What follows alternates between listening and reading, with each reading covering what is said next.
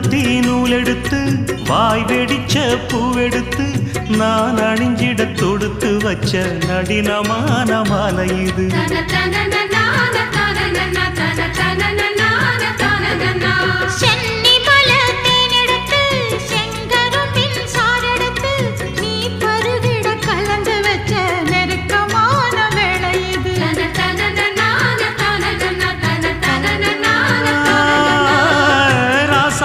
உடம்பிருக்கும் ரவிக்க துணி நானாக அன்னாடம் சூடி கொள்ள ஆசை வச்சாகாதா.